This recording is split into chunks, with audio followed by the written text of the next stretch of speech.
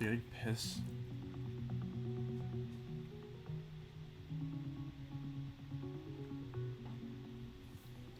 Ej, det kan godt passe.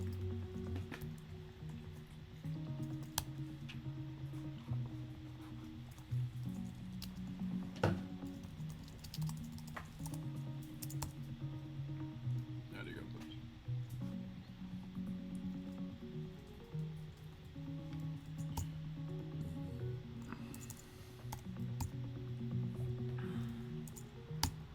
To timer. Hvor lang tid har du streamet i dag? I think it's the world record for streaming. 12 timer, lige præcis. 12? 12 timer. Det er jo Har jeg siddet på den her stol. Du har slået en rekord. Det tror jeg sgu. Halv døgn. Imponerende.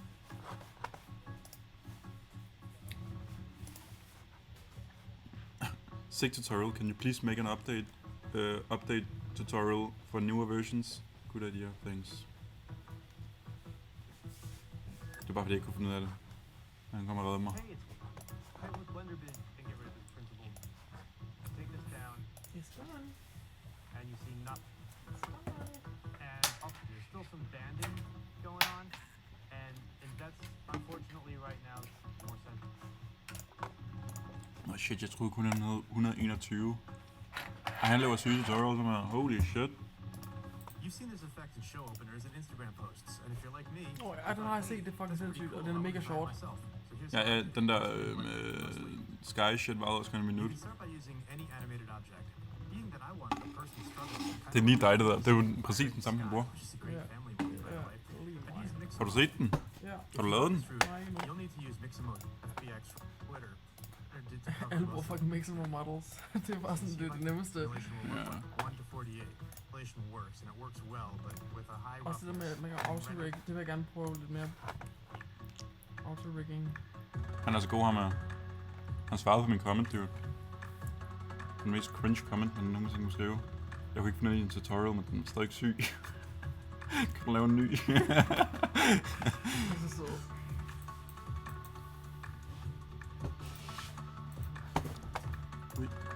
Build massive jump environments.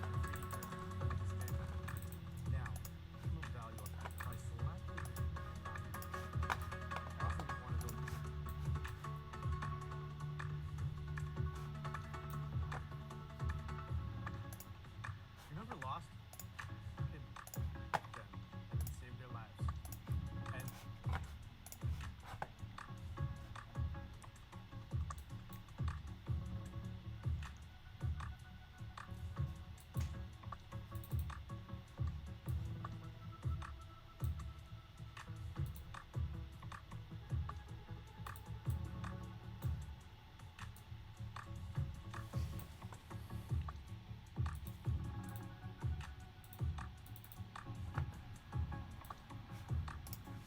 hey, this is Ken with Blender Bin, back with another tutorial. This time I'm going to be showing you how to use PBR textures inside of Blender 2.8.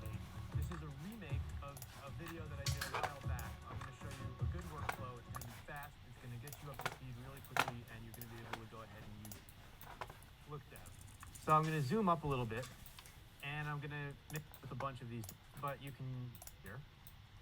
And being that we set up the UVs right, we now have this this whole texture mapped to a plane, which is great. Like you did that the first time you probably opened up a 3D program, so you can see better. And okay, the normal map here is just going to show you how to use it. This little translator in here. Okay, Blender Trek, you'll love that one. You right? That's kind of cool. Not, you know where the light is. So if I move this around, you can see I'm getting a really nice interaction with the light, and it looks bumpy, and it looks pretty cool. However, it is still flat, so we're going to get to that in a little bit. Now, what else can we do with this? Well, some people have asked, well, can I still use a bump map? You can. I don't usually do, but I mean, you can. You can take this, right? You can go add, you can go vector, bump, and you can take normal, plug this into normal of the bump map. Okay, I can take normal of the bump map, plug that in here, and now it's just kind of passing through. And I can take in, let's see, the height map. Okay, here's our height map, which is also sometimes called the bump map. Bring that in. Okay, color space, you don't want it to be RGB, you can use non-color data. And now I can plug color here into height. And I don't really have to worry about converting this. I mean, you could add like a black and white RGB to black and white converter in here. I think non-color data, and correct me if I'm wrong, I think if you're using non-color data and it's a black and white image, I don't think it really matters. But if you want to be like a purist, you might want to just go here and go to converter, and then just drop in like an RGB to black and white. Again, I don't, maybe some shader writer can actually tell me whether that's good or not. I don't know, but that's fine.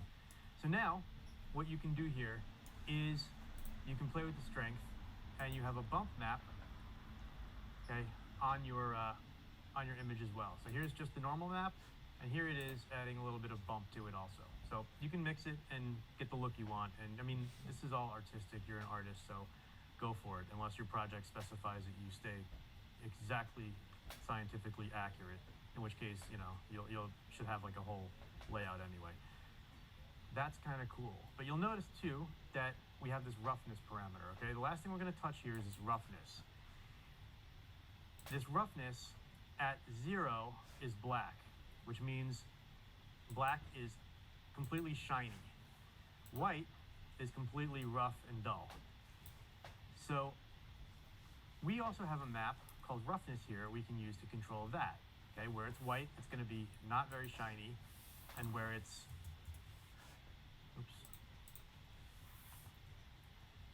white, it's not very shiny, and where it's black, it's very shiny. So again here, I can do non-color data, and I can take color, plug that into roughness, and now you can control, okay, you can see that some parts are shiny, other parts are really matte, depending on black and white values. That adds a little more realism to your scene. And you can also do add, converter, color ramp, and you can throw a color ramp in here, and then it gives you a little more control. You can push more black into the image, right? You can push more white into the image, and it just gives you more control as an artist. So that's cool. But, like I said before, it's still flat. So if we want to get away from that, okay, this will render pretty quickly, especially in Eevee. But if we want to get away from that, we want to actually have the displacement working on this. Nej, man kan ikke se The hans way we hoved. can do that in Eevee right now is, let me see, I can disconnect this Er and det show okay you. at tage We can go over den nogenlunde samme vinkel? add Alle tre. modifier, and the first thing I'll do is add a subdivision surface because I want it to be Hvis more du kommenterer for det. subdivided. Kommenterer for det. And I can say simple, so it maintains its nice corners here. And I could say render up to 4, viewport up to 4 if I want. If this crashes your computer, don't go that high. And then add modifier, and I'll go displace, and then I'll just hit new. You see it bounces it around. And what I'm gonna do is this texture, okay, I can go here to texture, and type image, and then I can just add in the height map that we loaded in, it's there. And there we go. And you see that it's pretty grotesque. And it's also like faceted. So the first thing we can do to get rid of that faceting is simply go to object, shade smooth, gets rid of the faceting, but it's still grotesque. So what we can do is go back here to this subdivision, and the more subdivisions you add, the more fine the displacement's gonna be here, but it's gonna start like choking your computer. So like I can go up to about 6 here and it's fine. Yours might choke, or you can, I don't know, maybe you have a really powerful computer, you can go higher. I don't know. But be careful. And I can just take the strength here down. And I don't want to play with it too much, just a little bit. And this is actually deforming the geometry. So this is another way of getting that look and having it look bumpy, but actually displacing the geometry. And if you want, you can add the fake stuff here back in and play around and just get it, to actually be displaced and actually look displaced. And that's your call. I'm not going to tell you do this, don't do that, one way or another. Depending on the project you're doing, get the look you want. This looks a little bit pushed, so I could probably take the bump map out of there, or I could take the normal map out of there. I can take down the strength, right, and just add a little bit in, and there you go. So now, if I change over to to, this is an Eevee. If I change over to cycles here, it looks very much the same. Now, cycles gives us a really cool way to do this as well. So we can actually use displacement over here in cycles to do something really, really interesting as well. So if I were to go ahead and take off this displace, okay, I don't need it anymore. It flattens out again, okay? We're in cycles and it's flat. I can now go ahead and say I want to like take this height map. I'm gonna leave this all, I don't know, maybe I'll unplug it for now. And I can take this height map here, okay? Control D, pull it over, just to show you for the sake of this tutorial. And if I want to, I can plug this into here. But there's two things I want to do first. First thing I want to do is I want to go over to my render tab, device, I'll say GPU so it's faster for the video. Feature set, I want to change to experimental. And then over here, I now have adaptive subdivision. So if I turn that on, I can now play. Hoping we have here, the is out of the way, displays hot. I think a little bit 5, Jeg ser det mest stenere end nogensinde. 1. Displacement maps. Ja. Men det er Eevee, det der. Nej, det andet var Eevee. Men han fik det til at ligne det samme. Du kan ikke få displacement i Eevee, jo. And if you want to do that. Nej, men han brugte en displace modifier. Med samme texture. Ja. Genialt. The way that we Eevee can der. do that in Eevee right now is, let me see, I can disconnect this and port it up to 4. I'm Mange gonna lige ham do der. test. Ja, han er meget sjov. And it's Ja, also grineren. like, Han har lavet ret fede videoer. Ja, han svarede lige på mine kommentarer. Gjorde han det? Det var grineren. Det er fucking sjovt, de videoer. Han er bare sådan der... okay, one, I deleted teeth had their own L. Wow, lavede han lige den der lige hurtigt. Teeth together. Nå, Then I shit. subdivide on. For the legs, I just created a cylinder, scaled it, and then cut in some joint areas with loop, cut, and slide. I gave it 4 sections because they have sharp, spiky things on the end. Then I just rotated it, moved points around, rotated some more, and roughed out the shape of the spider leg as it would be standing still. Once I was happy, I rotated it into place and just duplicated, rotate, moved until I had 4 of these things placed. Then I subdivided it, checked it out, and joined the legs to the body with Control J. Once that looked okay, I mirrored it, moved the mirror above the subdivision modifier, and there, now I had a spider thingy. I moved it up so it sat on the ground, because spiders usually hang from the ceiling above my head. So this one I had power over, so the ground it was. Next, I extruded out its brain thing, and then on the bottom, its mouth thing. It was really just box modeling at this point, using extrude, inset, loop cut and slide, and move. I know lots of you have favorite modeling methods. This one just works for me, so you do you. Now that I had the spider base mesh, I duplicated it and hid the original in case I screwed up later. And then I brought it into sculpting, where I usually screw up, and, well, yeah. But to my surprise, it ended up sucking less than I thought it would at this point. So teeth were next, because how else would it eat?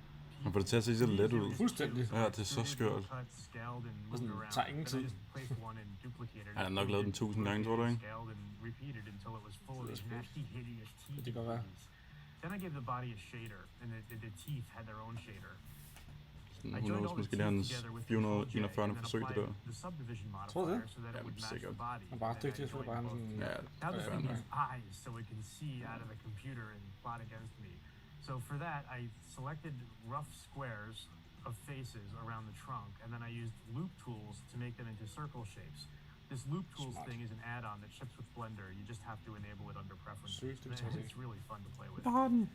With the circle selected, I just extruded it inside and pulled until I got eye sockets. Then I made a sphere, placed it where I needed it, and then just copied it around for the other eyes. I made the original sphere in edit mode, so it was already joined to the Ja, det er så fucked up. I gave the eyes a black shiny shader, and then I moved along. Sculpting is great, but I don't want to use multi-mesh on this.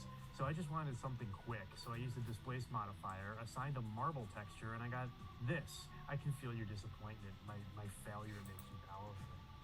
I realized that I needed to make a vertex group for different displacements. I could do it in cycles at render time, but this lets me see it right in front of me without spinning my electric bill. I selected the points for the body, hit Control G to make a new vertex group, and then I chose that group in the existing displace modifier. Well, that worked. No, I had to take the Hvad gør power en down, and vertex yeah, group med yeah, displacement? That's pretty nice. Du And I did the same vælger, thing hvad der with skal legs, but displaces. excluding the sharp thingies. Nå, altså After hele? playing with the settings, not Så det so er ikke det bad. hele, men det er bare Nå. nogle Fixed vertex. a few places in there. Så skal man vælge nogle punkter. Yeah. Next, rigging time. The rig here is simple. It's so similar to my Meat Monster video that I actually went back and watched it because I hadn't done this in a while and I kind of forgot what I did. So I started by making a new armature. That gave me a bone. I'm such a dog. In edit mode, I extruded another one up first, then subdivided it. There, I had the body. Now for the legs. Shift A gives you a new bone in edit mode, so I used that, and then I moved it up.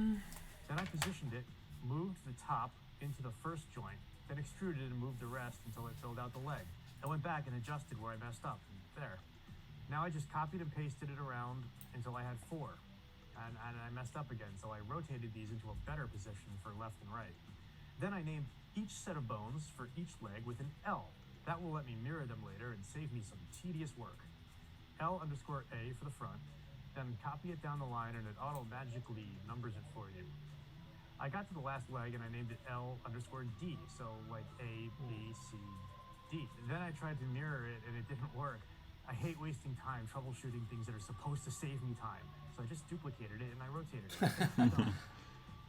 If I need to rename the bones later, so be it. Sloppy? Maybe. Probably. Whatever. This file will be up on Patreon all cleaned up for you, but we move on now. On to the really cool rough. part. IK is a really cool thing Rough? that's been Så around man, for like ja, 20 han years, gør det so bare sådan virkelig I'll hurtigt, og use it. sådan, Nå, det, In ja. pose mode det er of ret this fedt. thing, I selected the second bone up from the bottom one of the legs, and then I hit Control I. I chose a new empty object, and there. I got a nice empty at the joint, and a line pointing back to the start of the bone chain. Huh? It turns this cool lime color too, which I love. I did the same thing on all And the the other joints in the IK. spider.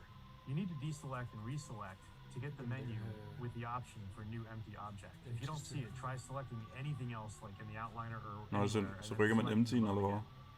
That's one way to get it to Det work. giver meget god Once mening. I had them all, I tested them, and yep, they all worked. I should have tested just one first. Det er bare hurtigere, tror jeg. Oopsies. To make this work better, I selected the start of all those bone chains, then the original bone, and then I parented. Now, the main bone Dude, will that control fucking the others. In edit mode, it lets me do this. Oh. Nice. But the spiky parts are rotating. Bad, bad, bad, bad, bad. To fix that, I went into pose mode, selected the offender, went into relations, and unchecked inherent rotation. Once I did that for all of them, they stay put. Hvordan ved man, hvad det That's gør? what I wanted. Lastly, Men fucking I did sindssygt a vigtigt, bone der. Ja. trunk mouth snooty thing and parented that chain to the main bone as well. Now they all move nicely. I added an empty in a circle shape, parented the whole armature to that, just shift dragging in the outliner, then made a second empty in a sphere shape and parented the main bone to that. Now I had a master controller for the whole object, and one for the main bone that's easy to Skolen grab burde and bare add. ærligt finde sådan I nogle know, fucking I blendernørder know, og there hyre are dem. links for Ja. this. I'm Altså, just so fast at this, I don't Men jeg kan care. sige, The last thing to do here was der er mange parent meget the spredte spider niveauer. geometry to the rig. Så det der For vil jeg that, I faktisk følge selected på. the spider, then the rig, tror du ikke? hit Control P, then For, chose er, automatic er, weights. nok ikke lige det her, men han vil This kunne sometimes forklare det works ret well, and you Ja, don't det- need med weight bedre meget eksempler. godt, It's one of those Ja. times. Men nogle gange gik det også bare sådan... Ja, det, ja, I was det, gonna det er have one fuldstændig. large spider and a bunch of smaller ones in the scene, so I started by just animating the first one. These are all gonna run in a crowd over a hill at the camera a bit later, so I just did a simple crawl cycle. I looked up an ancient text tutorial on highendthree.com from a long, long time ago, and Long it's still time there, and good. So I just animated all the legs on the ground, then another keyframe where they end for the cycle, then the middle where they all lift off the ground. Once I had them all keyed, I selected every other one and offset it by half. Now I Fuck, had hvor a simple nemt. cycle. Men I jeg forstår, animated jeg the er helt cycle. sådan No, I noget. just from a long, Hvad gjorde long han? time ago, and it's Han still there. And lavede bare den samme good. keyframe på dem alle sammen, og så So I offset just han halvdelen af dem. animated all the legs on the ground, then another keyframe where they end for the cycle, then the middle where they all lift off the ground. Once I had them all keyed, I selected every other one and offset it by half. Now I had a simple Oh, cycle. shit. I animated the main bone going up and Fuck, down, weird. then set the timeline to cycle by selecting all the things that moves keyframes, hitting Shift E, and choosing Make Cyclic. This makes these keyframes cycle over and over and over and over again, like watching that one part of the 2022 Oscars. Section to den get også, two sets of altså spiders, I verdens took this bedste one and video. dropped it into its own collection called Spider.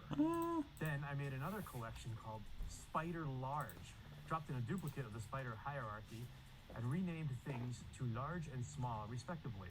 Then wiped out the keyframes on the new large spider. I was gonna hand animate this one for fun. I modeled out a quick environment with a ground and some sculpting, gave it a subdivision surface modifier, then positioned the large spider. This rig is fun and allows me to position this guy almost however I want. I didn't add in pole vectors though, as that would have helped and been cool, but I got away without them for this. I will have this rig up on Patreon with pole vectors for you, so you can fine-tune the joint positions and do whatever you want. The link will be in the description. Once I hand animated this thing, I got to the really cool part, the crowd of baby spider things. For this, I created a single vertex, called it geonodes, then went into the geometry nodes. Jeg skulle lige til at sige, at han ikke bruger geonodes, og så fyrer han lige geonodes. The ground object and hooked it up to the group output. Then I added a grid into the mix, made it 25 meters with 500 subdivisions. This will be the grid that the baby spiders run on. Right now it's flat. We need it to conform to the shape of the ground. That's easy. We can use a raycast node to project the vertices of the grid onto the ground, and it will conform. I dropped in a raycast node and hooked in the ground object to the target geometry, because the ground is the target we want the grid to conform to. Then, to tell the vertices of the grid what to do, we give it a set position node and hook that up to the geometry. Then we get the ground positions from the is-hit and hit position wires, and yeah, it's a marriage made in not heaven. Now I had a problem. The grid wasn't doing anything. I know why. It's not above the ground. The raycast has a -1 in the Z, so it's pointing down, but the grid is below the ground. That won't work. Duh. I added in the transform node after the grid, raised up the Z, and yep, it shrink wrapped onto the ground. Så det er bare noget shrink wrapping i geometry nodes. Yay for small victories. Now, the really fun part. I distributed points onto the ground, lowered the density, added an instance on points node, then dropped the small spider collection in. Hooked it up to the instance and bam, got a bunch of huge spiders. They were huge. So I added in a scale instance node, plugged in a random value into the scale, and played until I got some large ones and some smaller ones. Now if I animate the X value on the transform node, I can get them to move. Cool. What? I found a good spot for them, then added another transform node, just so I could break it out and have more control, and then gave it a driver using hashtag or pound frame, multiplied by a float until I was happy with the speed. Then, I lit this thing with 2 area lights and a soft fall off. We were in a cave, so there probably wouldn't be any hard light sources unless somebody had a flashlight, so I made this as soft as I could with still getting some relief.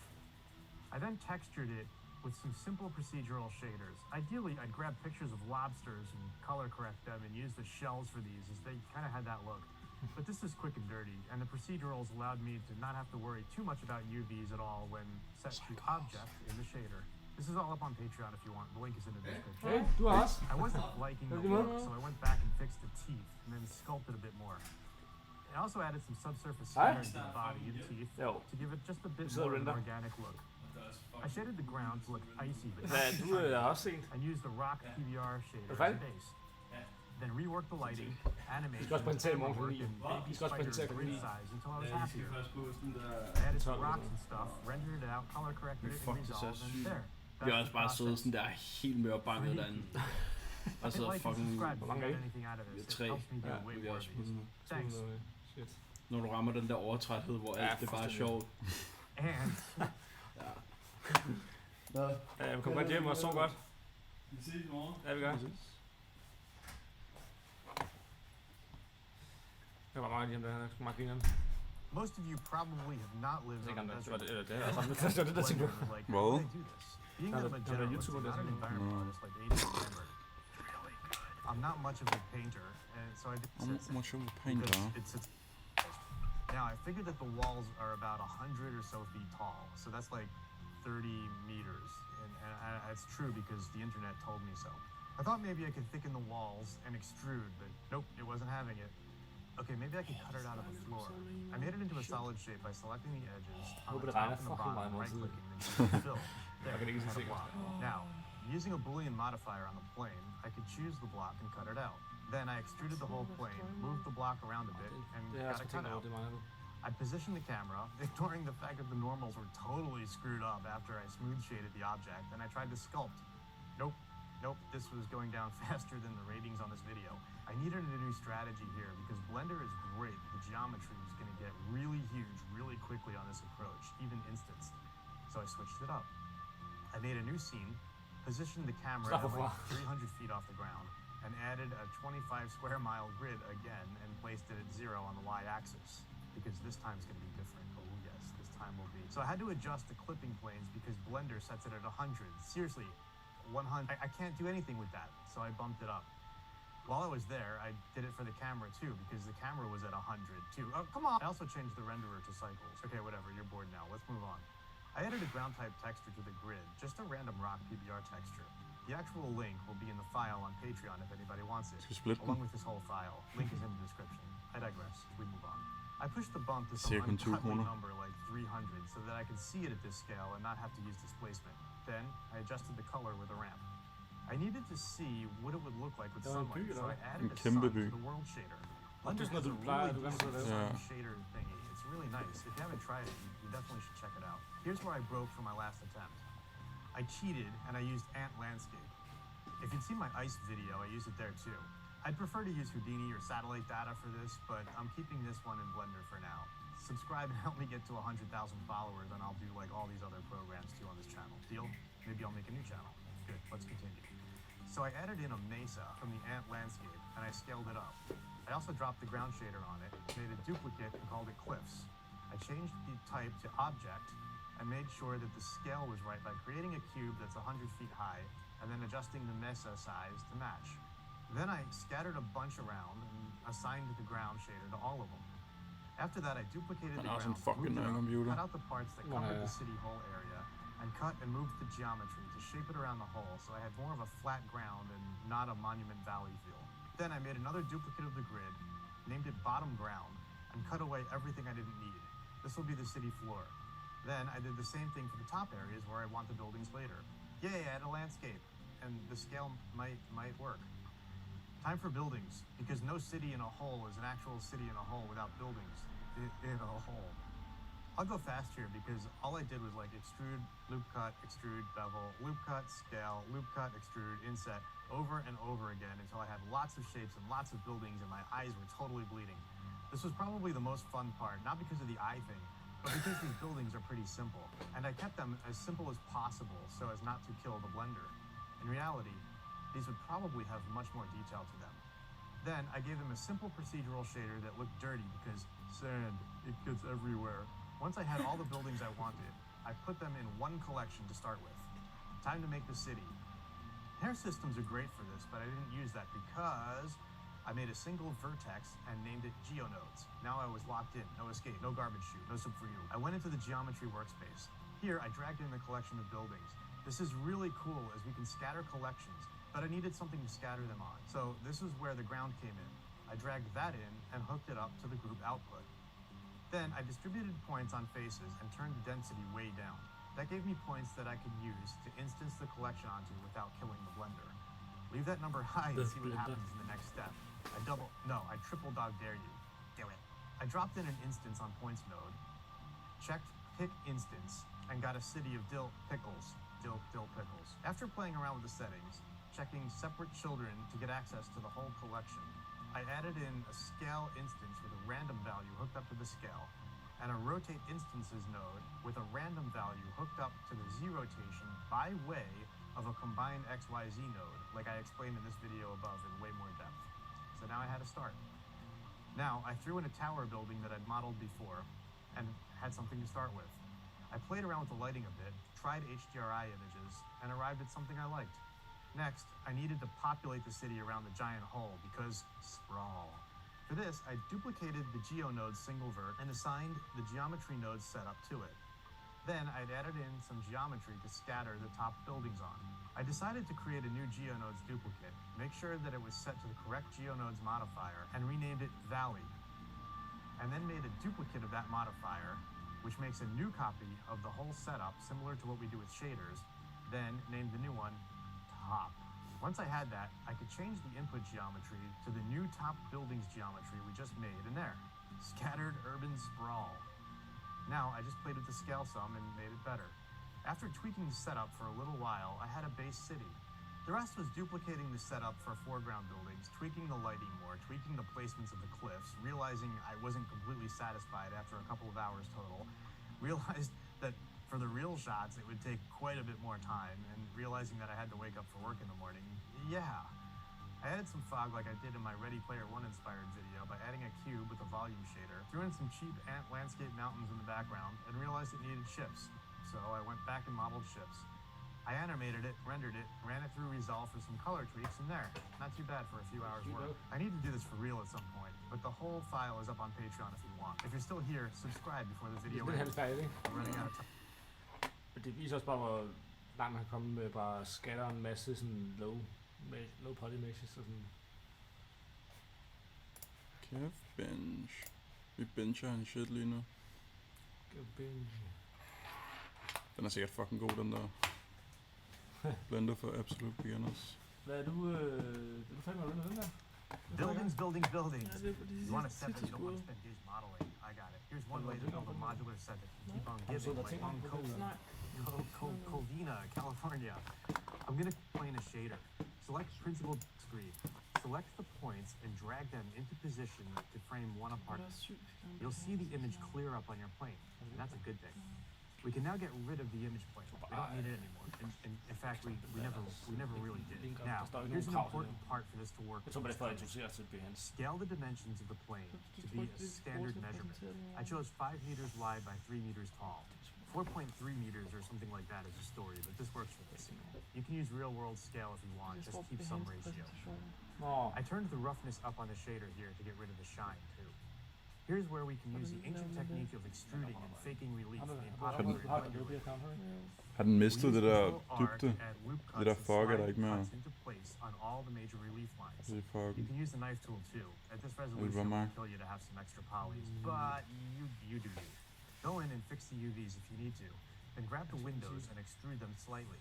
Jeg klipper lige så ud før. You can also Kommer cut fra around starten the air af. conditioners Ja, and det der, vi extrude them så out as før. well. Ja, The der var lige UVs før. will stretch on the tops and sides, but check later if they're an issue. You Det can var also ikke nu. reproject them and find a good texture area for them later if it's a big problem. Eller er du helt Lastly, extrude the edges back of it to give it some thickness if you want.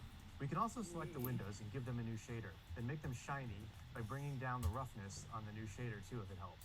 Just make sure you assign the new shader to the selected polygons. Do this a bunch of times and you'll now have many variations. Put them in a collection. I called mine facades.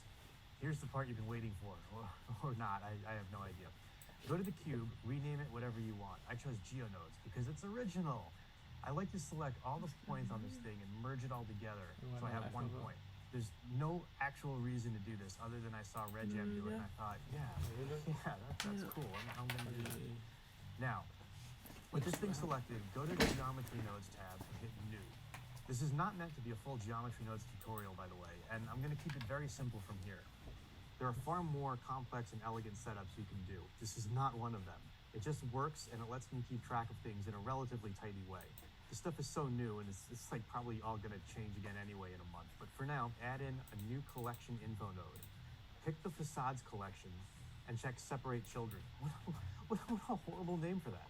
Next, add in a mesh line and plug it into the group output. Add in an instance on points node between them and plug in the collection info node into the instance and check pick instance. Now move the Z offset up on the mesh line by 3 meters. This is the height of our building facades. What this is doing is stacking the facades every 3 meters and attaching them to the points on the mesh line. See that gap there? It's not supposed to be there. It's the sun in the collection. Once I take that out, I get the results I want to get. The count on the mesh line controls Vil de the fjerne width SU? and height of the stack. Fun times. Så, ikke? Now, to lift the whole thing up and sit it on the ground, add in a transform node and set the Z Hvad den to står her? 1.5 Så er den... meters. It's half the height of the facade and sits it on the ground. Okay, SU's To fjernet. be able to control the variation more, and this is optional, we can add in an attribute statistic node, Nå, hook it up to a random value node, and plug that into the instance index. Right. Thanks, Bradley Animation, for this. Ida har bare lavet et Totally opslag med works. bevar And plug in SU'en. an index node into the attribute statistic node and get the index values into the chain, and plug geometry out from the collection info node to the attribute statistic node to tell it to use a geometry. And there, we now have a seed value we can use to do the random thing. Working prototype. I usually do this with just cubes first, but you'd be well into a Minecraft video by now if I did it. Just admit it. You Går den der? Nej, der er tighten ingen this up. scanner, den I her. can select Hvad er everything det? except the output and hit Control G. Yes. That will make it nice and neat. To expose some Du control, tage et billede af den med din telefon. we can dive back in and Scanne attach den. some parameters to the group input node. In this case, collection on Patreon if you want, along with statistic node, and get the index values into the chain and plug geometry out from the collection.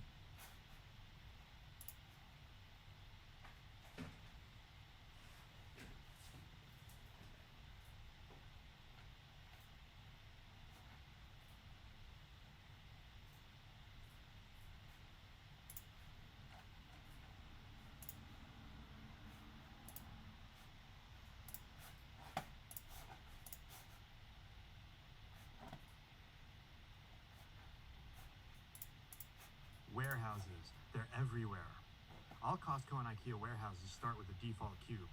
Some like to delete it. I say use it. You do you. Our cube is going to become our size template. We won't worry about real-world scale just yet.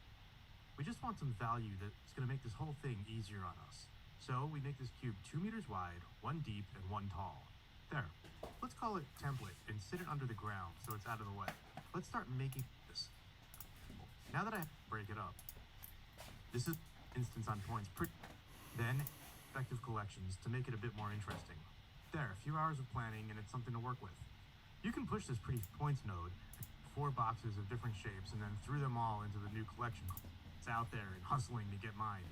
just kidding. Let's move on. I loaded this image into the UV editor in Blender, then just remap it to break it up. Then select the faces that I want and move them into position over the parts of the image that I want them in texture. This is quick and dirty. You can spend more time here if you want. I didn't, but you know, it'll probably look better later if I do. I made like 4 boxes of different shapes and then threw them all into the new collection called boxes. Notice that I created a new collection called palette for palette as well.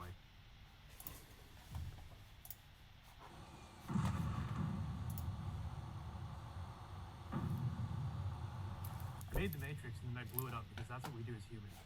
Why would I do that? There, I live in there.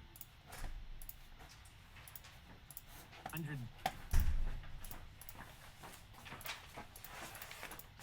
The render's done. Let's fucking go. Billion huge thing. Program is infinite, but you know, isn't that where all the fun is? You click this video to find out how to make an icy polar and cool effect. Sure, you get this feature, reflection, like real life objects that you want to display in, which for this helping. So if you hit like and there's a little over an hour. I'd also done this one, which I liked as well. The trick to any environment is to keep tweaking things until you're happy. And one last addition will help that I'll show you in a minute. I can obviously keep going and make this way better, but these techniques get me really far into the look and hopefully can help you do the same.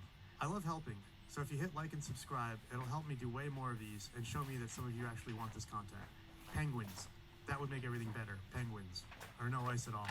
But let's stay positive. Thanks and Happy New Year. This is a fast work mode Houdini apprentice. The stack of blueberries that you did in Blender or made in Houdini and wire them into the DOP.NET.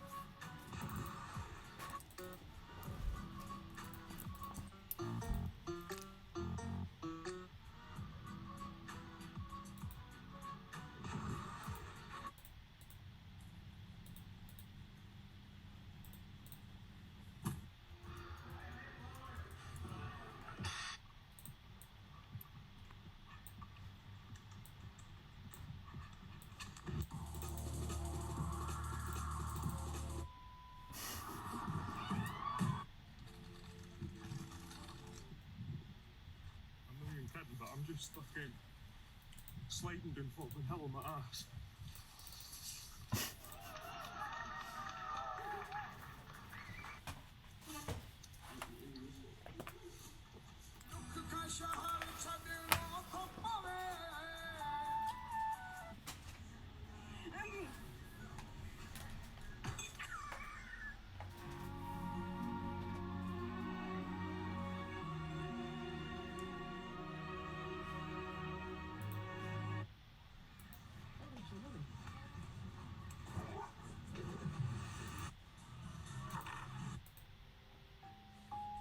괜찮아요. 괜찮아.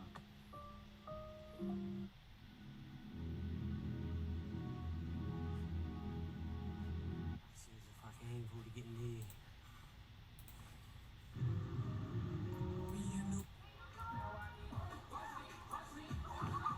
It's a beautiful day here in Saudi Arabia, Riyadh.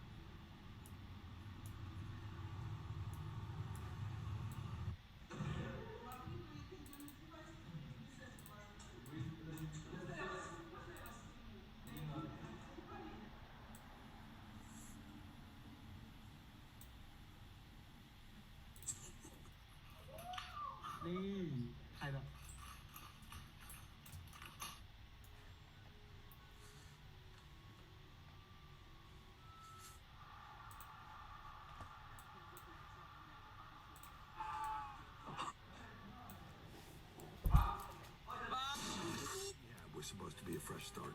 But no matter how many starts I get, there's always the same ending. Everything falls apart, and I end up alone.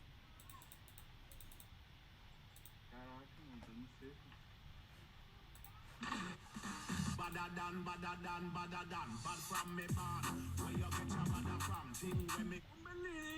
No, matando conche tu madre. Si te mueres... No.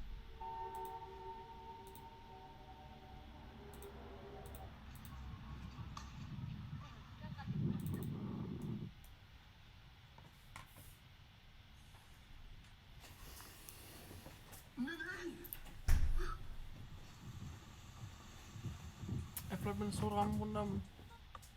Sort ramme? Ja. På den større. Jamen, der skal faktisk... Nu jeg tænker mig om.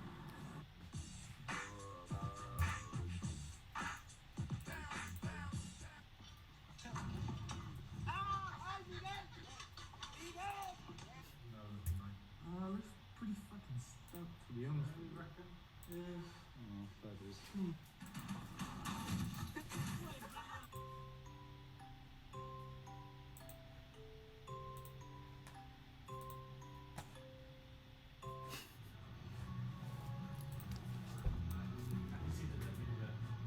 Hvad? Vanilla latte in my hand.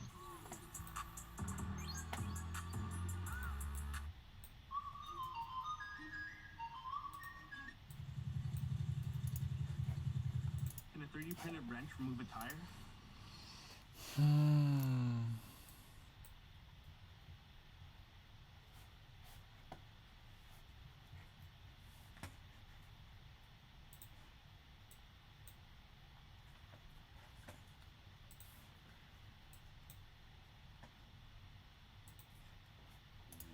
You better tell the captain we've got to land as soon as we can. This woman has to be gotten to a hospital. A hospital? What is it? It's a big building with patients. That's not important right now. More than any other genre, comedy brings people together. However, there was one modest comedy that made more than just a modest splash on pop culture and introduced the world to a whole new style of comedy. My name is Borat. I like you. I like sex. This may not sound that impressive, as a lot of movies will stack a cast full of comedians and just have them riff until they find something they can use. That escalated quickly. However, Borat was different. His dedication to his characters is part of what makes the pranks found in his Borat movies, Bruno, and his TV show, Who is America, so memorable. You should be arming the children. With the exception of a few people who were in on the joke, every other person in these movies were not. We're finished. We have to leave. Sacha Baron Cohen wanted to extend the type of prank interviews that he did on the Ali G show into a full-length film. However, it isn't enough to scrap together a bunch of loose footage. They needed to develop a plot and character. We realised that no matter how hilarious the material is, people will get tired, and you need some stakes and some kind of why is he doing it? Then people don't mind, as long as there's a reason for him to be doing these things. So the two of them began developing an idea, some sort of loose reasoning for Borat to come to the States. However, they quickly learned that it was best not to plan the story too far out. I remember shooting the first Borat movie, and after the first scene, it was like this moment of realization where these are real people who are moving the story forward. They don't know they're in a movie. They don't know that the things they say are going to change these fake characters' lives, but they are real people who are changing the story. Sacha Baron Cohen liked this so much, in fact, that he uprooted his life and spent an entire year and a half on the road. With only that rough idea and a limited budget, they set out to make a movie that could sum up all the different facets of America. Greatest country in the world. For most people, awkward conversations and confrontations are enough to make their skin crawl. But for Cohen and Co., they were something to be sought out. What do you do? I had spent years in construction. I recently retired. You are retired. The point of their work is satire, putting a magnifying glass to the darkest parts of the world around them. The only issue with that is that people normally hide those parts. But by playing an exaggerated and cartoonish person, they are able to coax out the prejudiced things people wouldn't normally admit. Are women your slaves in Russia? No. Do you have slaves here? We no wish. Slaves. We wish. Sometimes this would end up making that person look good. Look, there is a woman in a car. If we follow her and maybe make a sexy time with her. No. Why not? Because a woman has a right to choose who she has sex with. What? How about that? Or they would let themselves look very bad. Shave that dadgum mustache off so you're not so conspicuous. So you look like maybe an Italian or something. Yes. As far as from people looking at you. I see a lot of people and I think they're dadgum Muslim. I wonder what kind of bomb he's got strapped to him. Yes. This strategy continued with the film Bruno, albeit he definitely took a more assertive approach this time around. The character of Bruno, a very out and proud gay supermodel, was chosen specifically to upset homophobes. This led to the masterstroke of the whole movie, in which Sacha convinces a group of Arkansas residents to attend an MMA match in the name of straight pride. The fight starts normally, with the people in the audience loving it, but then there is a sudden change in the night's entertainment.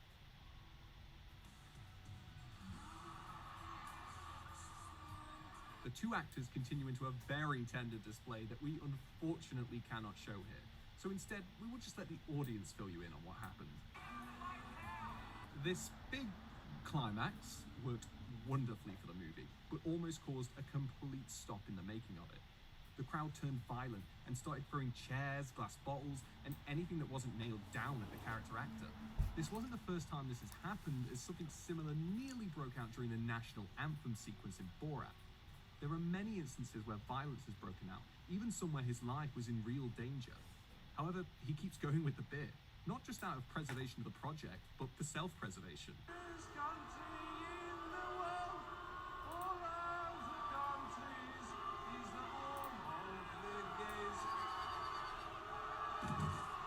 I go deep into character at that point. If it feels like it's going to get violent, then you can't.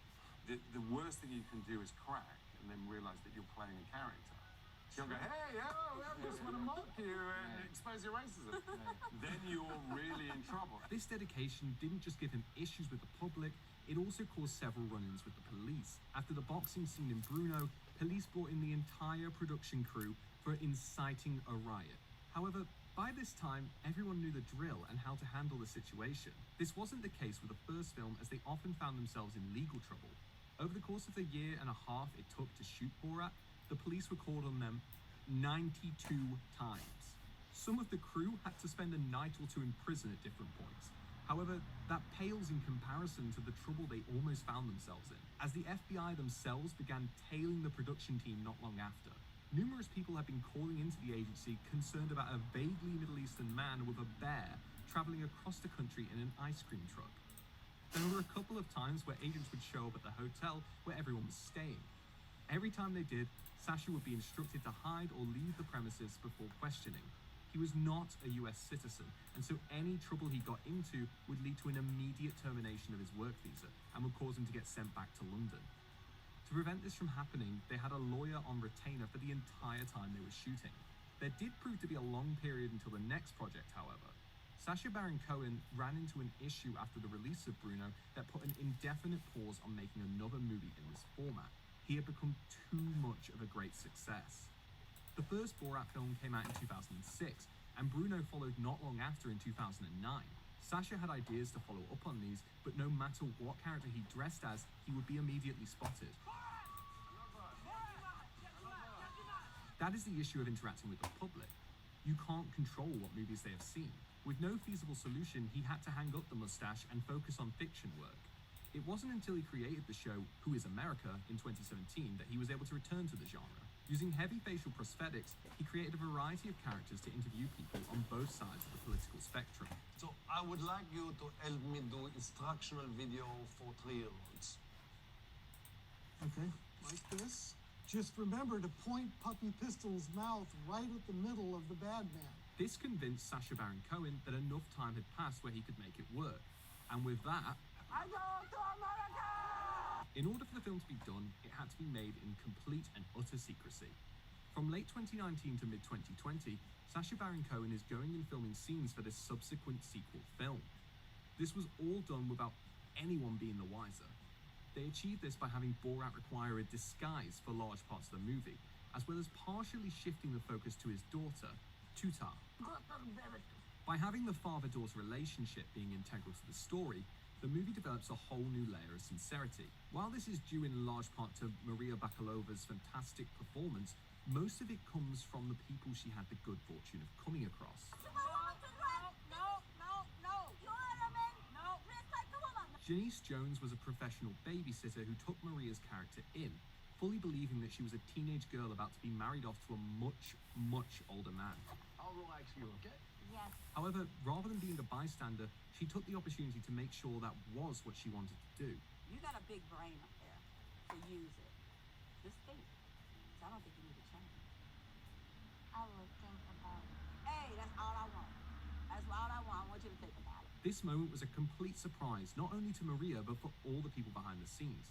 Not wanting such a scene like this to go to waste, they completely rewrote the Tutar character to make her have a change of heart. They also had Borat come back to her several months later when they needed to come up with a reason for his character to develop. You're giving a little girl to an old man. That should make your chest hurt. Fans of the movie fell in love with Janice, and when news got out that she actually lost her job as a result of the pandemic, a GoFundMe campaign was quickly raised. When Sacha Baron Cohen heard of this, he matched the money raised, and together $300,000 was raised to make sure she would be okay. Which, of course, she donated almost all of it back into her community. Another person who shocked everyone was Judith Dim Evans. There is a scene where staunch anti-Semite Borat goes into a synagogue dressed as his idea of a Jewish person. It is here he meets Evans for an interview while in costume. However, she did not hesitate for a second. Can I give you a hug? Don't kill me. She then goes into explaining how silly all the things he was saying were. She then opened up about her own real-world experience as a Holocaust survivor. It is a scene that there was no way to predict it would happen, and yet it is hard to imagine a movie working the same without it. One thing that we don't get to see is what happened right after the scene, as this is one of the few times in the filming of his movies that Borat broke character. Not only being raised Jewish himself, Sacha Baron Cohen was also very close to his grandma, who was also a Holocaust survivor. After the interview, he took off the costume to assure that he didn't mean the things he was saying and explained why he was playing the character. It is a rarity for Cohen to break character if he can help it, even during prolonged scenes. There are some things they did to keep the movie lively. The dictionary that Borat carries around during the first movie is actually full of lines and bits that he felt the character would say. It looks like Michael Jackson beat it. This proves that, even in spontaneous moments, there is still a lot of planning needed in filmmaking. It is moments like this that we will sadly be missing out on, as Sacha Baron Cohen has said that he has permanently retired the character of Borat, as there were many scenes while filming in 2020 that made him genuinely fear for his life. He is proud to have made the second Borat movie and happy that the movie was able to deliver the message he wanted it to. That is the power of working with real people. You never know what to expect from them. There are plenty who will do and say some of the most vile things. If your father was not here. But then you also get those who are good at heart. You shouldn't want to be anybody else but yourself. When you have a cast consisting of real people, you can be left with some of the most interesting and well-rounded characters of all.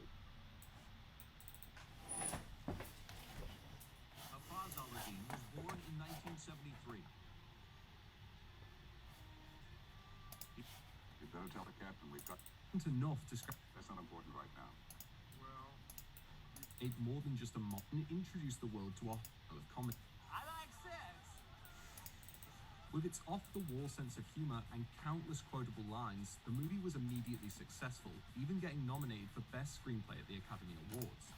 However, that is where things get interesting, as the movie's screenplay was essentially non-existent, instead relying completely on improvisation. We'll call it 85. No, we can call it 117. This may not sound that impressive, as a lot of movies will stack a cast full they find something they can use. That escalated quick. Makes the pranks found in his bore You should be arming the children. We're finished. We have show into a full-length film. Character. We realize that no matter how hilarious the material,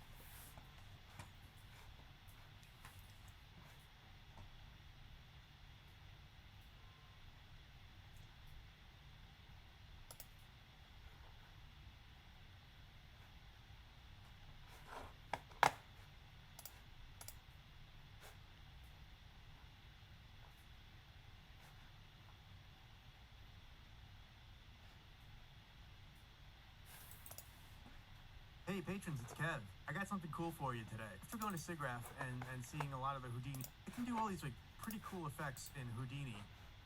And you know, on the Houdini tier of this Patreon, I do go over, and I will be going over quite a bit more of those. But I figured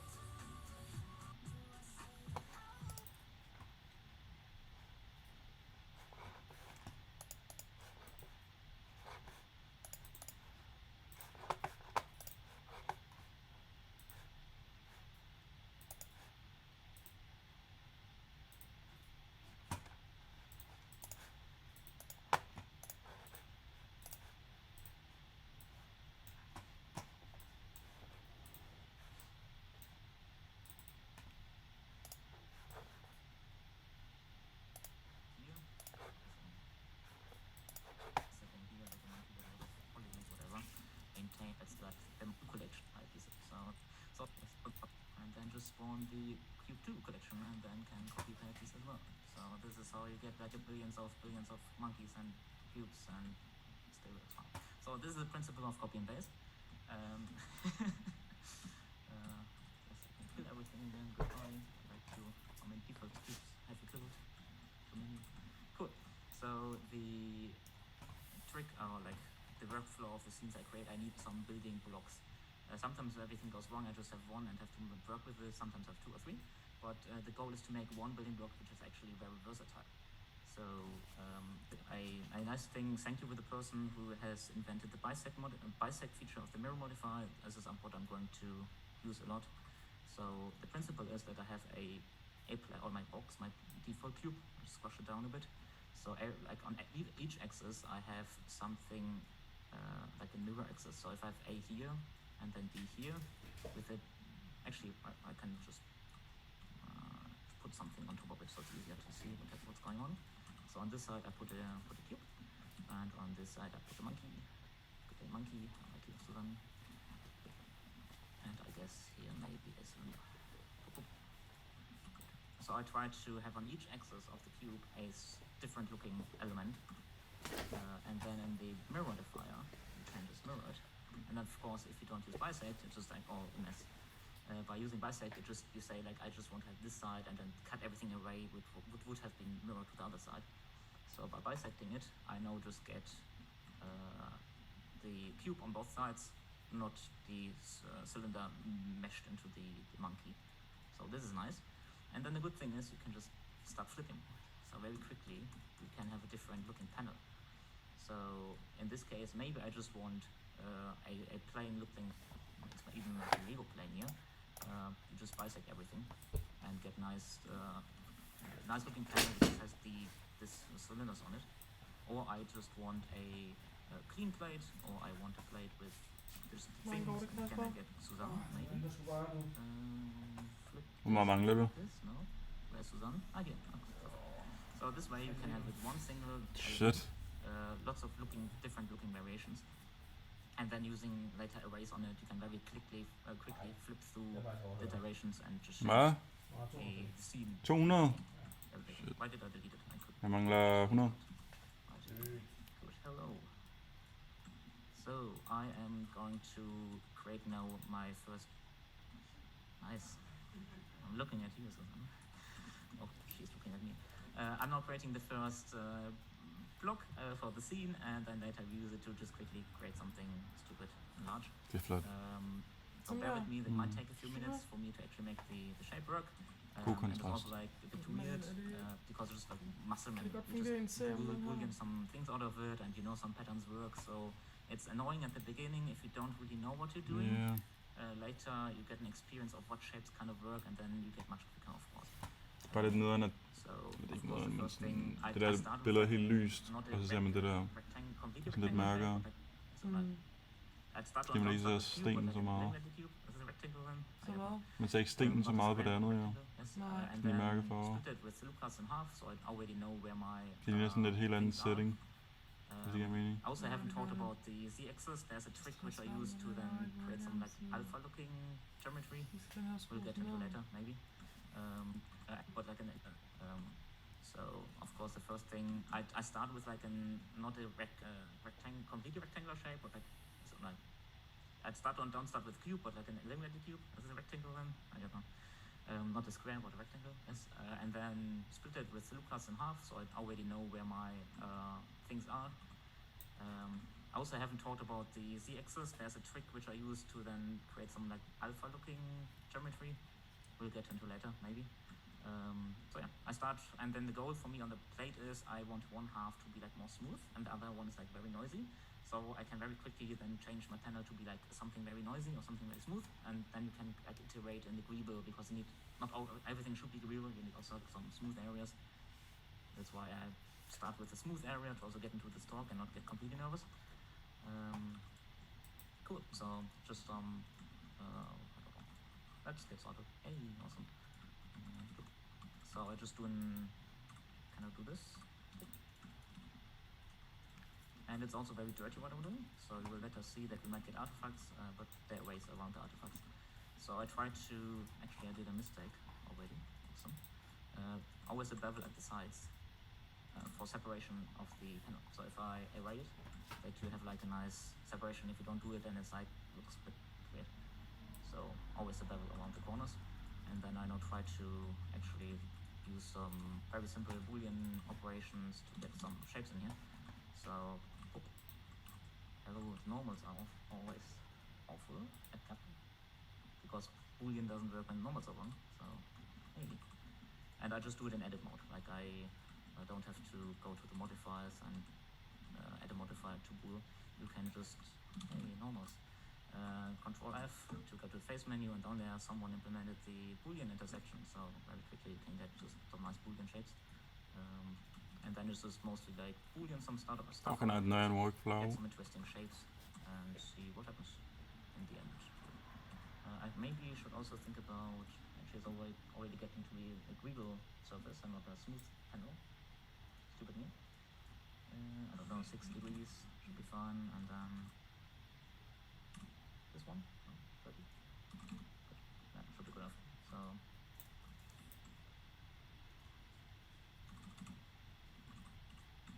shade is like that. Cool. Yeah, so my brain told me this is now a very greebly surface, not the smooth panel I wanted to do originally. So I have to do smooth panel on the other side. But I just go with it and create a funny shape. So maybe, I don't know, some sci-fi stuff where, I don't know, pipes and cables come out of it. Whatever the engineer thought about doing that, and I don't know. No, I want you. Hey, awesome. Brain. Good, and go here, go here. And now I got something interesting, maybe.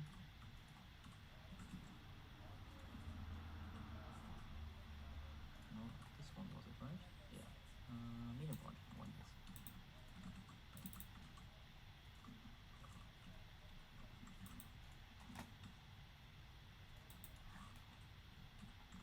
Good. So, should delete it.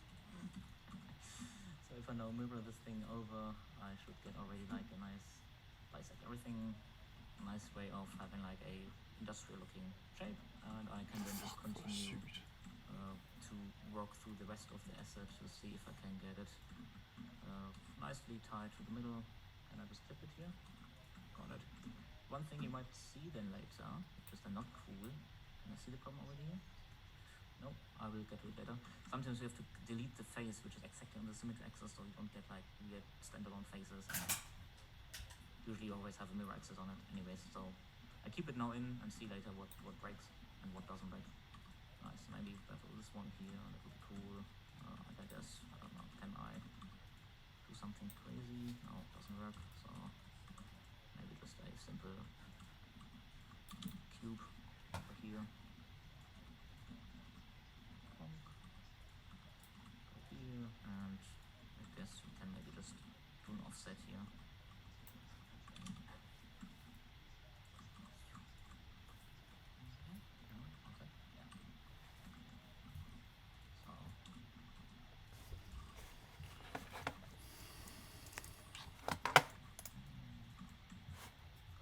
I guess this is a starting point for my first pane, and I probably just still add another, like it looked a bit empty in the middle, so I just bool out something new now here.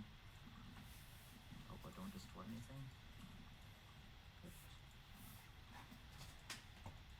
Yeah, good. Perfect. So, first panel is done, I would say. And then I just continue working on the other side of the panel. So now I probably should do the smooth one. Oh, she has no face. Cool. So I can probably just continue this here. Go to the other side, maybe here. That's cool. Can do this. So now just like going through the shape language I have in my brain and just flow with it. Just experimenting with shapes. Usually it's like just try to get a trench in there, put a cube in there, so it's like nicely framed. Put another shape on top. And then try to alternate the way the bevels are doing. So now the bevel is like on the, y-axis. So it's always nice if you then alternate the axis, so it's nice to bevel this corner. So you get like a nice It's always a nice little thing I try to do, like try to vary the order of the levels. Cool. So something is here, whatever this is. Should I continue this over here? No.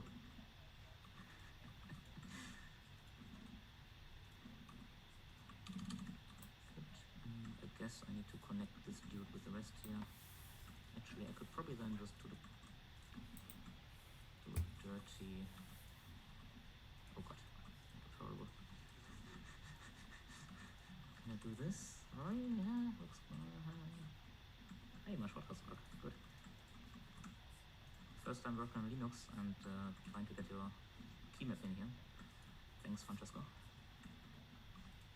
And I guess extrude here, maybe. I don't want to have it too noisy then. Like, it's very easy to just get noisy. Let's just level this corner. Is that smooth? Probably good enough for the talk.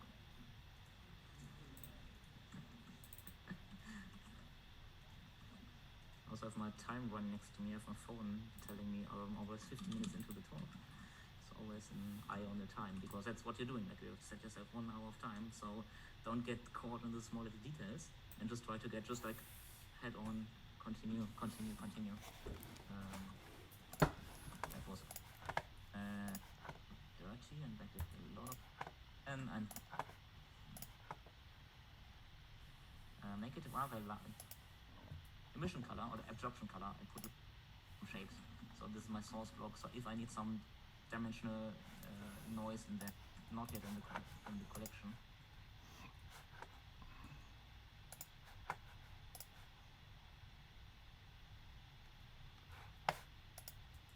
How to change the node after lens distortion node. This setup you can count with the value to find your preferred setting.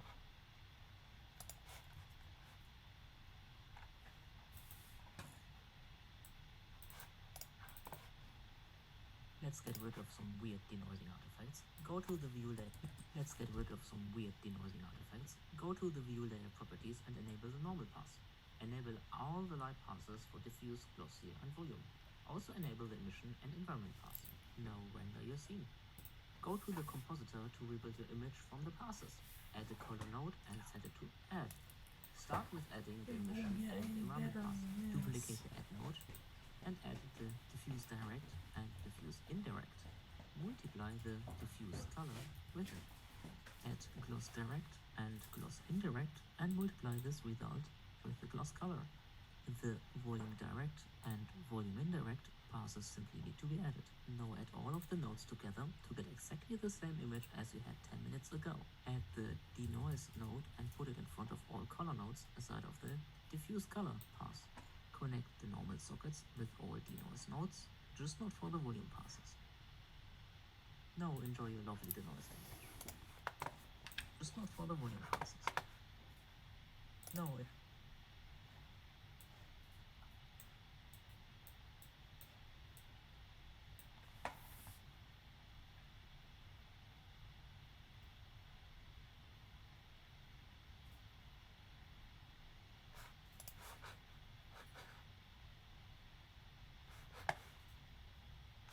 enjoy your lovely denoise image.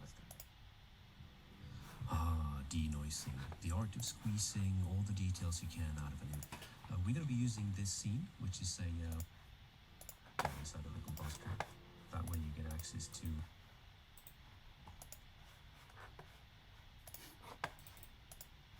Alright, so you want to get into Blender to make low poly / PS2 animations for your music videos, edits, whatever? Let's talk about it. No gatekeeping, just creating.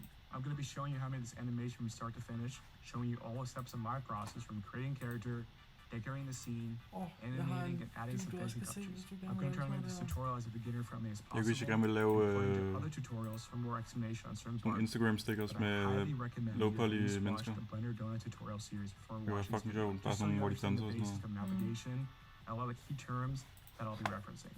I know you like our picture. That's exactly what this tutorial is going to be. I, by no means, am any sort of Blender expert. Det ser sgu da ret fucking sygt ud. There's still so much I don't know, but but I do think I could provide some insight into what I do know and help others who are just starting the journey. Just like how I do physical mixed media animation, 3D is just one of the tools I use in my editing toolkit. You can get a lot of exclusive, more has been insane, and before we dive in too far deep into things, for games, before we dive in too far deep if these aren't set up right, I'm gonna go more in detail about some post-processing and like specific things at the very, very end. But it's the most basic things like render engine and resolution. I just want you to know that way in case things start looking different, you don't just like get freaked out and confused and like I miss a step. Very simply, we're gonna be using the Eevee render engine. If you know Eevee versus Cycles, Cycles is a way more realistic kind of engine. It portrays lighting and reflectors and shadows way more naturally. Realistically, just all sorts of crazy math that we'll get into now to provide realistic reflections and shadows. Eevee creates fake shadows. Obviously Cycles looks better, but Eevee saves you like 100 times faster render times. Especially for a low poly look we're going for now, we don't need Cycles. Cycles is overkill. Cycles is arguably better, but it's just it doesn't matter for these kind of retro looks that we're going for. They didn't have that technology back in the day. So you can play around with Cycles if you want on your own time. I think it's cool to use sometimes. Like I use it for like image renders. Like if I'm doing a cover art image, like I'll use Cycles because it takes forever to render one image, but it's gonna have way more realistic reflections and whatnot. So I think it's pretty cool. But for the sake of this tutorial, we're using Eevee, and usually that's way better because it's way more approachable on using probably if you do work with 30 FPS, it's gonna bring up a specific idea in mind. Like that all being said, let's get into the first step, creating your character change and start from scratch. But it's see what it is first. Instead of like perfectly meshing together and like it's a whole other thing you'll see when we go into Radiant. We have more complex models, sometimes things don't bend the way you want, but having them segmented helps a lot with that kind of stuff. If you hold down Z and we go into material preview, it's purple, that's not what we wanted. What we saw on the website was a beautiful texture of what seems like a man, so why is it purple? It's pretty simple actually. Purple on this color. Super small. How the hell did they get face?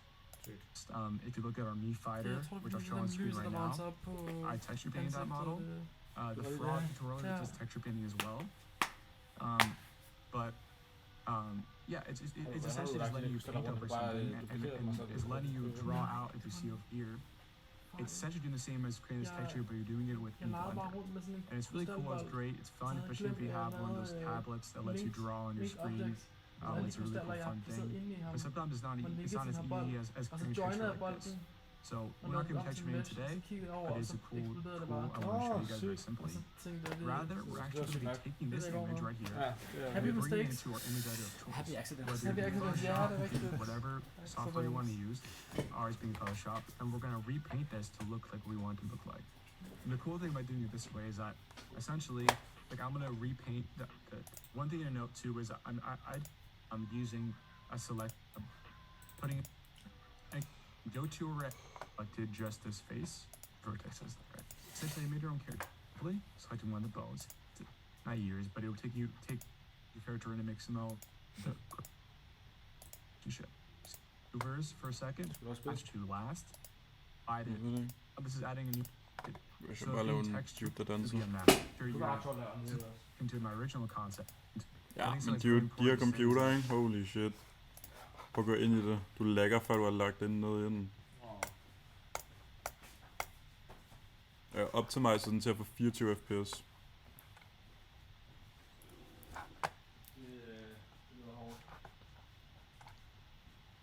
Det var okay. Hvad? Nej, den brænder ned. Den brænder sgu ned. Kan man få byttet sin Mac egentlig? Kan man bytte sin Mac, og så man kan få penge eller sådan discount på M3'eren? Meget mere koster. Hvad? Det er som du er mere en Windows-mand. Ja. Du kan noget graphic power. I need that.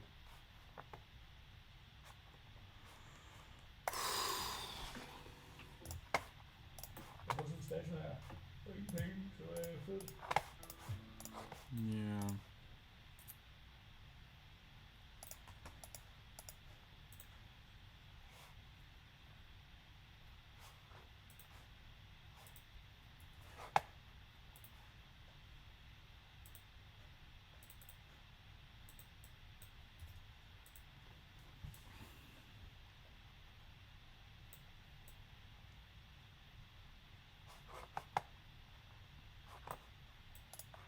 Let's make this quick.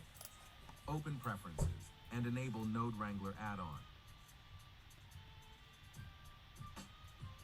Add a plane, press tab, and press U to unwrap. After that, in your Materials tab, select the principal BSDF node and click Ctrl plus Shift plus T and select your downloaded textures. Now for that realistic details, you have to use a modifier called Displace. Add a Displace modifier and change the texture coordinate to UV and change the strength to 0.1 and click the New Texture button. And in the Texture property, select the displacement map you downloaded. Now, the detail won't be that good, so add a subdivision modifier and change the setting to simple and set the viewport value to 9 and render value to 10.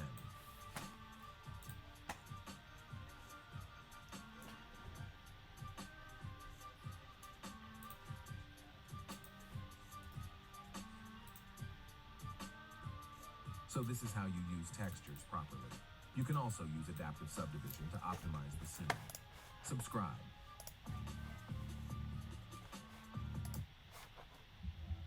Environment. Now the three have to low light photography. In this render right here, a lot, if free thing on something and that image, so that when you that here, don't just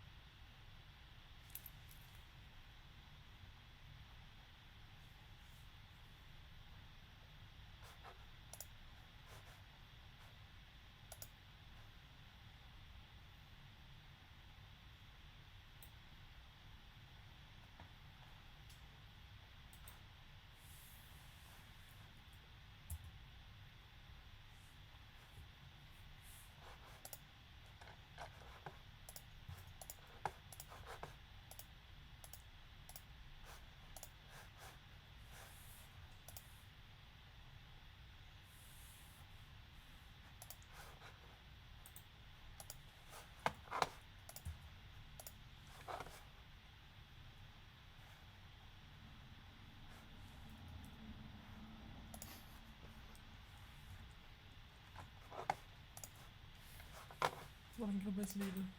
Sådan her? Eller sådan her? Gå tilbage. Der ikke? Ja. I think we're done for today. We're done. Jeg mangler 54 frames til 30 minutter.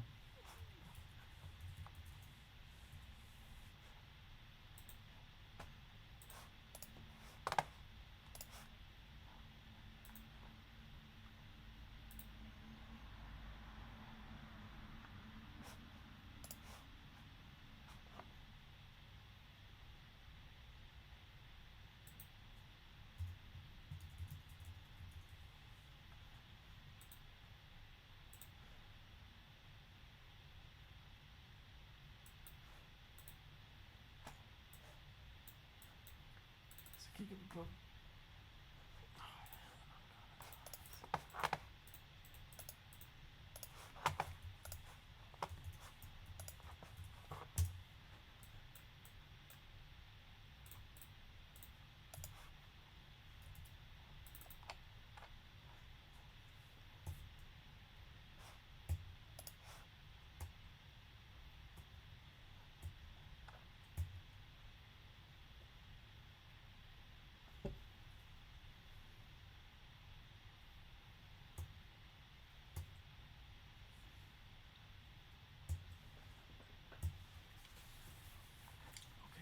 Beautiful. I'm so happy.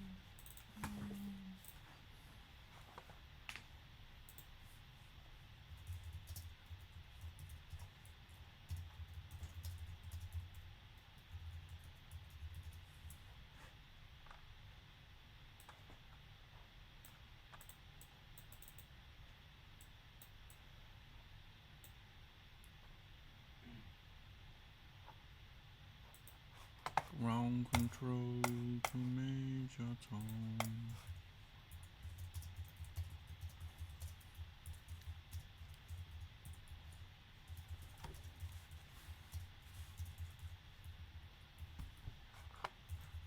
Okay, 6 straight men versus 1 secret gay man. Let's see if we can figure out who the gay one is. I imagine this is a bunch of 7 straight men. I am a straight man. I'm straight. I am a straight man. I'm straight. I am a straight man. I'm straight. I am a straight man.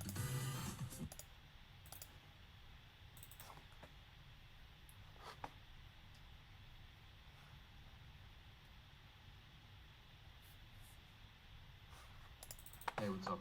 Today I want to show you how I made this cyberpunk scene in Blender, and honestly it's pretty simple. I want to show you how I made these buildings, a little bit about the like one floor.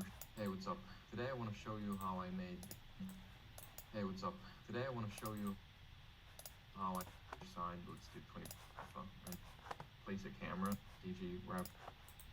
There's a wave texture, which is just to get these horizontal lines, which makes it look kind of 2000. Good thing my asset browser, Blender kit, just bevel versus.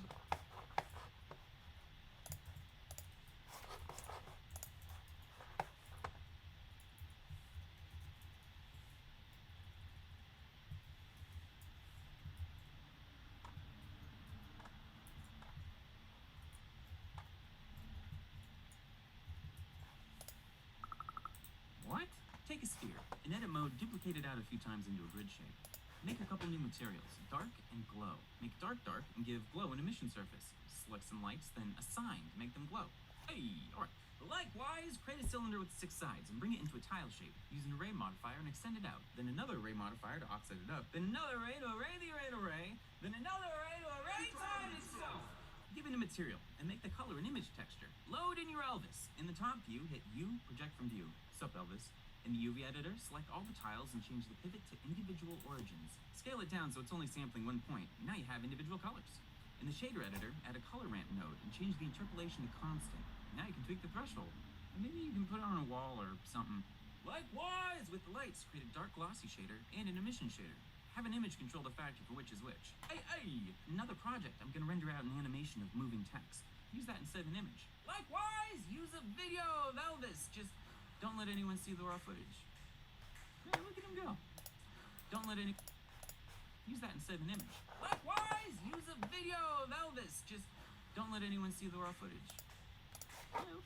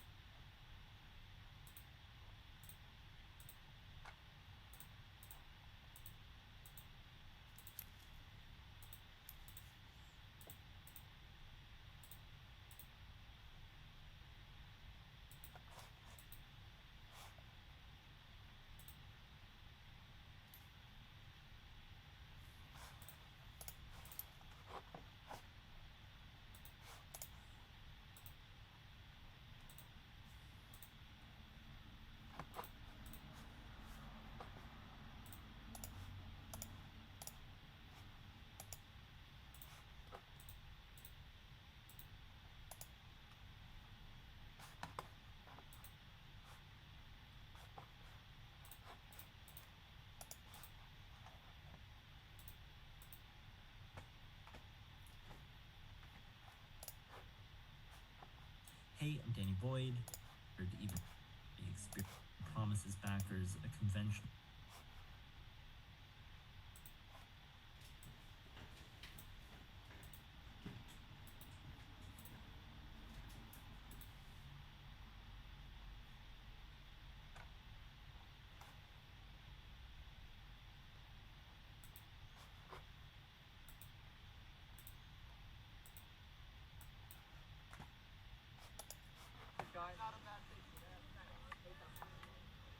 Yeah, man.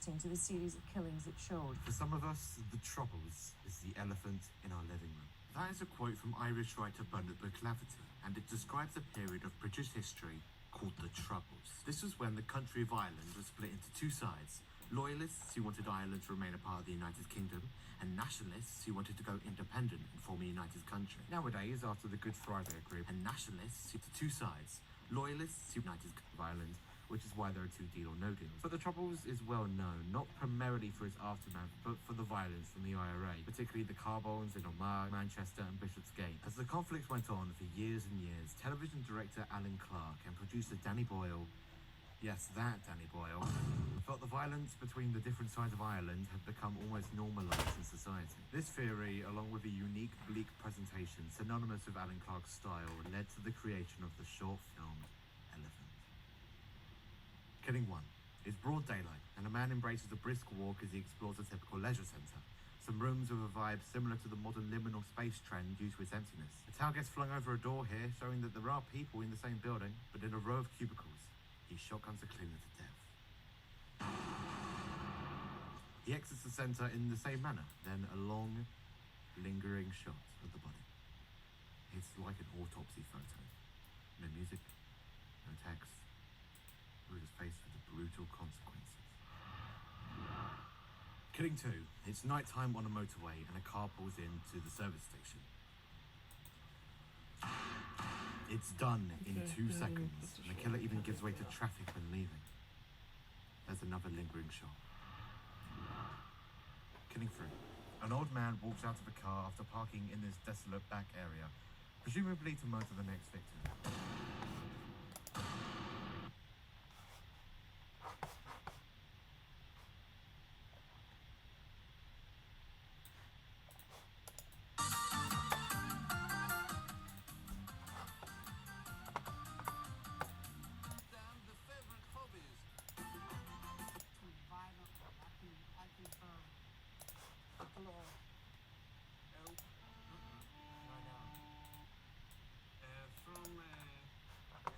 Music factory.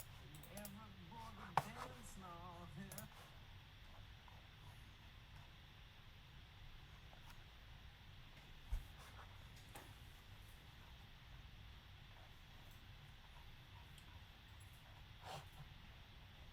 It can't be true. Please, someone tell me this is true. Oh yeah, I see this ninja walks like virgin. This is so sad. Ninja can't be virgin. Ninja can't be virgin! Wow, sorry I don't walk how society sees as Chad. It's how I effing walk. Stop calling me a virgin. He did not tweet that. The virgin walk.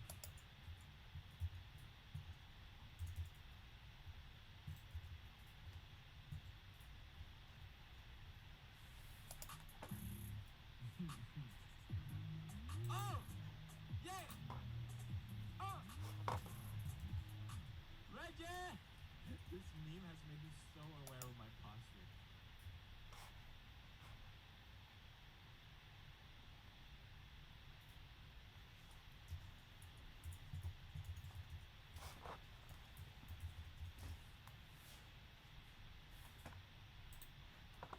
Skal man også tagge dem med alt muligt shit?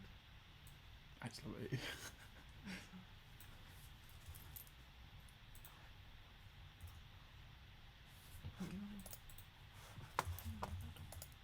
80 years. Customs into one country. 10 years, they really didn't go anywhere. In fact, extraordinary. It was divided into 3 parts. You had the General SS, and their job was to make sure that all of the Nazi policies were enforced throughout Germany. Then you had the armed SS, and this is where a lot of military confusion comes in, because these guys would fight right next to military units, but they didn't usually have like tanks or any artillery or anything like that. They were more of foot soldiers, but they could also go in and they would go through and sometimes clean up afterwards, hence all the atrocities that are attributed with them. These were the hardcore Nazis. In fact, that third group, the Death's Head units, these were the guys in charge of the concentration camps. Now, the SS was evil. That's beyond debate. When we look at the millions and millions and millions of Slavs, Jews, just Poles, people killed throughout the world by the SS, I mean, it's horrible. Yet, 100 years later, we are still ranking their look, their uniform as one of the most stylish that many people have ever seen. Why is that? The answer is quite simple. One, the uniform was a good product. It was well designed, it was adorned with recognizable symbols, and it was modeled by fit individuals. Now that reason alone could have propelled this uniform to stardom, but there were two other reasons of why this uniform became iconic. Next up, we've got explosion. This is the reason these uniforms became iconic, even in their own time. Basically, you had Germany in the 1930s, and even throughout the war, using propaganda. They had propaganda ministers. They had filmmakers come in, and they put these uniforms in the best light possible. And finally, let's talk about reinforcement and repetition. So, the reason these uniforms are iconic today is because they keep popping up on the screen. Hollywood keeps reaching back and pulling these things out. They love the symbolism. They love the look. Again, it's a good product. So when they put it out there, it's very easy for us to be able to spot the bad guy.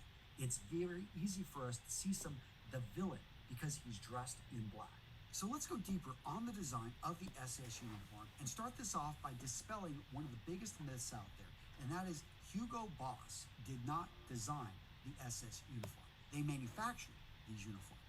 They made them, but they did not design them. Now, the designer was actually a relatively unknown Nazi designer by the name of Karl Diebitsch. Now, Diebitsch was an early Nazi sympathizer, joining the party in 1920s. If you know your history in the 1920s, the Nazi party had some ups and downs, a number of members killed. In the 1930s, though, he came back and rejoined the SS and put his unique skills to work designing uniforms with another gentleman named Walter Heck. Now, as good as these Nazi designers possibly were, what made them really smart is that they stole timeless designs. These guys didn't reinvent the wheel. They didn't start from scratch. They actually reached into history and pulled out symbols and colors that had worked. Now, why the color black was chosen, there's a few theories out there. Some people say secretive societies and just the color black had that mystery, had that look they were searching for. Other people say they were inspired by the Jesuits. If you know anything about that Catholic organization, a little bit of, the higher educated, basically the higher class. My belief is that they stole from their own history. Check out this guy, August von Mackensen.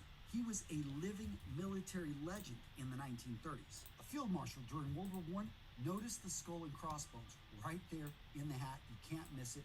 What does this symbolize? For many people, it symbolizes death. But for others, it's a symbol of a rejection of death, of spitting in death's face, that you take no prisoners and that you will not be taken alive. Now, at the height of the power of the SS, it can be argued that its leader, Heinrich Himmler, was the second most powerful man in Germany, right next to Adolf Hitler. If you think about it, here's a guy that had no prior military experience, was relatively young for the position he had, and had a big feeling of inadequacy. In fact, there's a lot of stories that talk about just Goebbels and all these generals just kind of, laughing, because he was, if you look at his uniform and the details on his uniform, he was trying to put anything he could on there. He didn't have medals from the war, and he started going down that slippery slope of trying to look like he was decorated, yet he truly wasn't a combat veteran. Part of the whole symbolism that went into making sure those uniforms were immaculate and the best ones out there was because of the inadequacies that Himmler felt. Now, this next symbol is probably the most recognizable Nazi symbol in the world, and that is the swastika. It's interesting here, and just like all the other symbols I'm talking about, the Nazis didn't come up with this. They stole this. In fact, the word swastika in Sanskrit means conductive to well-being. This was a good luck charm. You look throughout Asia, different parts of the world, for hundreds and hundreds of years. Jeg glemte at lægge location. Hvor fanden er den der temp-fil henne? And it always meant something good. Ja, jeg glemte at skifte. And yeah, it all went downhill. Now, why this symbol just looks so striking on this uniform is the use of color and contrast. We've got a black uniform. Ja, man skal altså huske at lægge det rigtigt sted. Ja, jeg har prøvet den før. With the white. This combination right here, that red, white, black on a black uniform, is striking, grabs attention, very easy to spot. And now let's talk about the symbol of the Schutzstaffel, aka the SS. And by the way, gents, that was not easy for me to pronounce. I don't even know if I got close, but I appreciate you giving a like to today's video if you like these deeper history videos. I've got a whole list of them I want to create, but I want to hear from you guys if you like videos like this. Now, the SS was based off an ancient rune, and that rune symbolized the sun. What they did is they turned it, and they actually changed a bit of history and said, no, this thing actually represents victory. So you saw the SS, which represented the name of the unit, but it also represented victory, victory. And the guy behind this, remember that graphic designer, Walter Heck, we talked about earlier? Yeah, he had a hand in this. And on an interesting side note, this symbol became so powerful in Germany that they actually adjusted their typewriters to have the symbol on it. So at this point, we have the uniforms designed, we have these amazing symbols. Now let's go into Hugo Boss. So he did manufacture the uniforms. And the way it works is a lot of manufacturers, they don't do the designs. They actually take the design and then they execute on it. And this was also a time period when a lot of Look at this man. specifically for the individuals. I know when I was in the Marine Corps, it was something I could go to the Marine shop and I would pay extra and I would have the uniform tailored and cut to me. This was a big thing, especially in the 1930s. And if you were also going to be filmed, if you were going to be at an event Hitler was going to be at, you made sure everything was adjusted. Tailoring was big. And that is a big part why when we see these pictures, Et billede af 10 megabyte. not only were they well designed, but they were on fit young men who had this clothing tailored. And on a side note, Hugo Boss actually died in 1948. His son took over the company, and him and his business partners turned it into the giant brand that it ended up becoming in the 1970s, 80s, and 90s. But what's interesting is you go back and look at in 1945. Så kunne jeg bare godt have gået tidligere. Fuck, jeg er dum. Jeg tror, jeg er for træt. Jeg har bare siddet her og fucking kodet i en time. Jeg kunne bare gå hjem. Nej.